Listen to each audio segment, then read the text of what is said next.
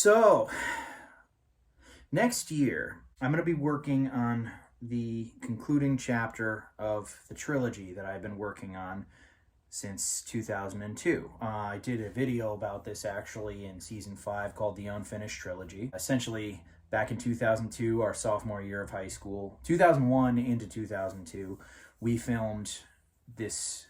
I won't call it a movie. It was a video called All Hallows Eve. It was just some 15, 16-year-olds screwing around with a video camera, no script. We literally made it up as we went along. I used a video camera from the 1980s. There was an actual physical camera that picked up the footage connected to a wire that went into a miniature VCR, so recorded on VHS, and I had a sling and would carry around this little VCR with me. Ridiculously ancient piece of technology, and the result was obviously an unedited, choppy mess. The sound quality is atrocious. We have since edited it, cut it down, removed some of the glitches, but the story in and of itself doesn't really make much sense. The film itself contradicts itself. It was awful, but we had a great time filming it, and so over the years, we kept saying oh yeah, we should film Hallows Eve 2, just for the hell of it. It'll be fun, Literally at the top of every year, I'd say. We attempted another sequel, prequel, revamped version of, and none of them, we never finished any of them. After a certain point, it was just sort of all right, well, we're probably never going to do it, but even back in high school, I had an idea to make this a trilogy, and I had a rudimentary, I even started writing scripts, so I've had this model for a long time. And it took us 10 years before we actually successfully made a Hallows Eve 2. That was 2012. All right, we were all 25, 26-year-olds. Personally, I think that's just amazing. I know that it's not, that big of a deal. It's actually quite stupid, really. It doesn't hold much meaning to anybody but us. But I actually did follow the basic outline that I'd always had for it since high school. After we finished Hallows Eve 2, we were okay, well, we have to finish the trilogy now, And I remember that at the time, I said, even jokingly, wouldn't it be funny if we waited another 10 years? Well, here we are, 10 years later, and it's sort of yeah, we have to do this. We have to do this. We have to finish it.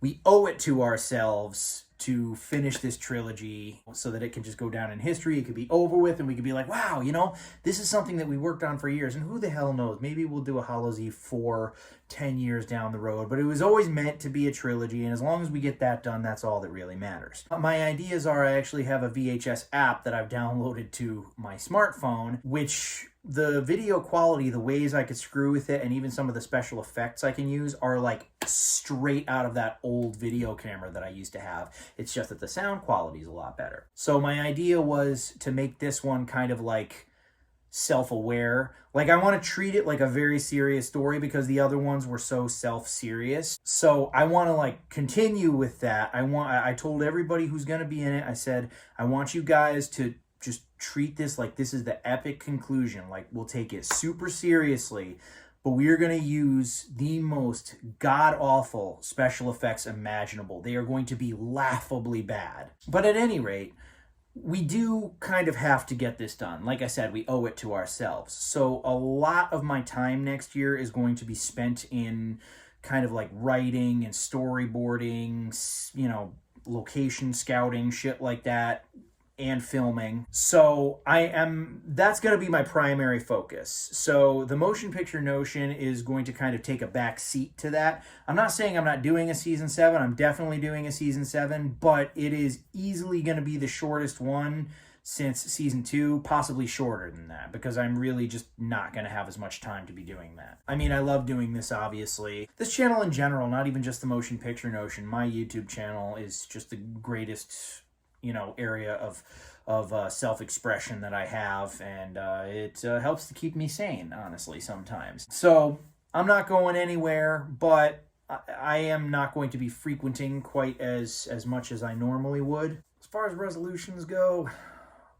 I don't know. You know, this year, honestly, I kind of feel like I've just been sort of going through the motions. Season 4 was my best, I think. I had all these ideas and they were just coming to me, coming to I was on a roll. Maybe it was 2020, just kind of like in fact, I know it was 2020 a little bit, you know, because my wife was home a lot and it's like the time that I had to really film and kind of be alone and have the time to plan and do these ridiculous things and go crazy the way I used to. Our schedules are a little bit more in sync now than they were before.